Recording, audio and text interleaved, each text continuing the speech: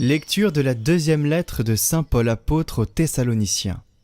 Frères, au nom du Seigneur Jésus-Christ, nous vous ordonnons d'éviter tout frère qui mène une vie désordonnée et ne suit pas la tradition que vous avez reçue de nous.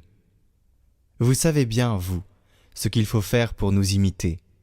Nous n'avons pas vécu parmi vous de façon désordonnée, et le pain que nous avons mangé, nous ne l'avons pas reçu gratuitement. Au contraire, dans la peine et la fatigue, nuit et jour, nous avons travaillé pour n'être à la charge d'aucun d'entre vous. Bien sûr, nous avons le droit d'être à charge, mais nous avons voulu être pour vous un modèle à imiter. Et quand nous étions chez vous, nous vous donnions cet ordre. Si quelqu'un ne veut pas travailler, qu'il ne mange pas non plus. Que le Seigneur de la paix vous donne lui-même la paix en tout temps et de toute manière. Que le Seigneur soit avec vous tous. La salutation est de ma main à moi, Paul. Je signe de cette façon toutes mes lettres. C'est mon écriture. Que la grâce de notre Seigneur Jésus-Christ soit avec vous tous.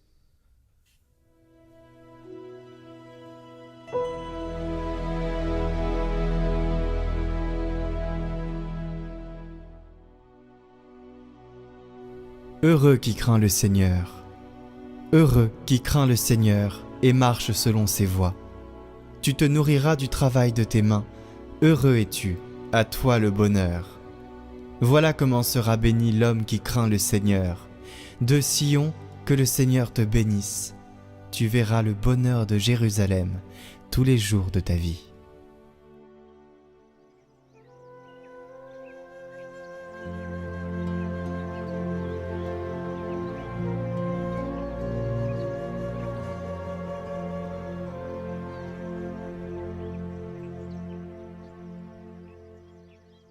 Évangile de Jésus-Christ selon saint Matthieu. En ce temps-là, Jésus disait « Malheureux êtes-vous, scribes et pharisiens, hypocrites, parce que vous ressemblez à des sépulcres blanchis à la chaux. À l'extérieur, ils ont une belle apparence. Mais l'intérieur est rempli d'ossements et de toutes sortes de choses impures. C'est ainsi que vous, à l'extérieur, pour les gens, vous avez l'apparence d'hommes justes. Mais à l'intérieur, vous êtes plein d'hypocrisie et de mal. Malheureux êtes-vous, scribes et pharisiens hypocrites, parce que vous bâtissez les sépulcres des prophètes, vous décorez les tombeaux des justes, et vous dites « Si nous avions vécu à l'époque de nos pères, nous n'aurions pas été leurs complices pour verser le sang des prophètes. » Ainsi, vous témoignez contre vous-même. Vous êtes bien les fils de ceux qui ont assassiné les prophètes. Vous donc, mettez le comble à la mesure de vos pères.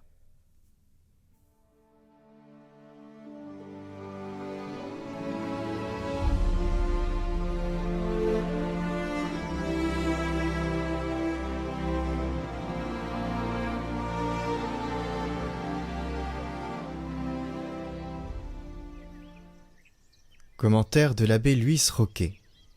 Aujourd'hui, comme les jours qui précèdent et ceux qui suivront, nous contemplons Jésus hors de lui, condamnant des attitudes incompatibles avec une vie digne, non seulement chrétienne mais encore humaine. À l'extérieur, pour les gens, vous avez l'apparence d'homme juste, mais à l'intérieur, vous êtes plein d'hypocrisie et de mal. Il confirme par là que la sincérité, l'honnêteté, la loyauté, la noblesse sont des vertus voulues par Dieu et très appréciées par les hommes. Pour ne pas tomber dans l'hypocrisie, je dois être très sincère. Avec Dieu d'abord, il veut que j'aie le cœur pur en détestant tout mensonge, puisqu'il est lui-même totalement pur, la vérité absolue.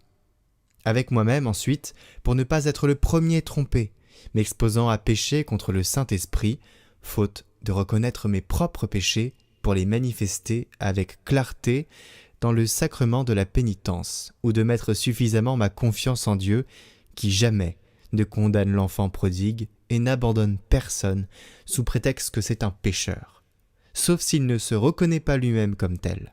Avec les autres, enfin, comme Jésus, le mensonge, la tromperie, la duplicité, la malhonnêteté, la déloyauté, l'ignominie des autres nous mettent hors de nous, raison pour laquelle nous devons nous appliquer le principe Ne fais pas autrui ce que tu ne voudrais pas qu'on te fît.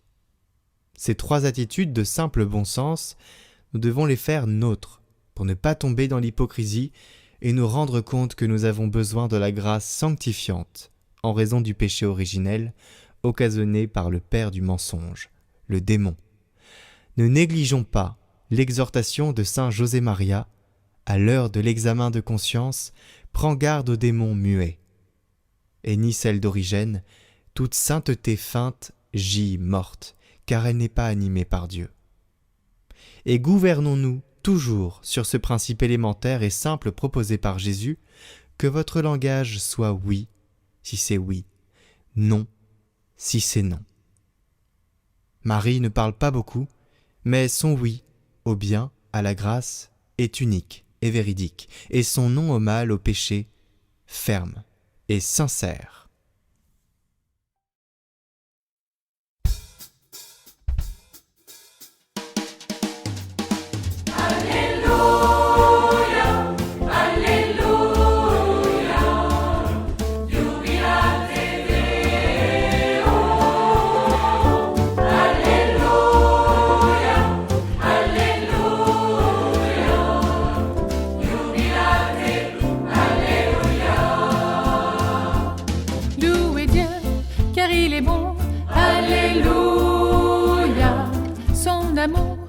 Est éternel, Alléluia. De l'Orient à l'Occident, Alléluia. Bénissons Dieu pour ses merveilles, Alléluia. Alléluia, Alléluia. Jubilate Deo, Alléluia, Alléluia. Jubilate, Alléluia. Dieu le Père a envoyé, Alléluia, Jésus-Christ pour nous sauver, Alléluia. Vierge Marie, tu as dit oui, Alléluia. L'Emmanuel en toi prend chair, Alléluia. Alléluia, Alléluia. Jubilate Deo, Alléluia, Alléluia. Jubilate, Alléluia. Ô Seigneur, dans ta passion, Alléluia. Tu as porté chaque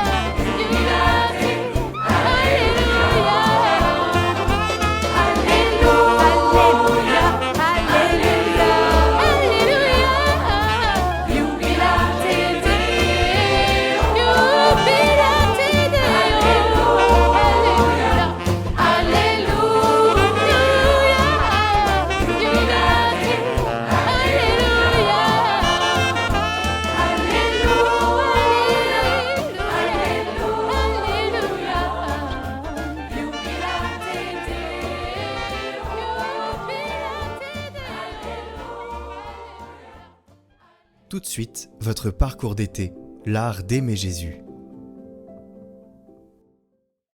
Mardi 25 août. Sans être un tyran, Dieu se complaît dans notre souffrance. Mais pourquoi Dieu nous accable-t-il ainsi de croix et prend-il plaisir à nous voir dans la peine, méprisés, persécutés, maltraités par le monde?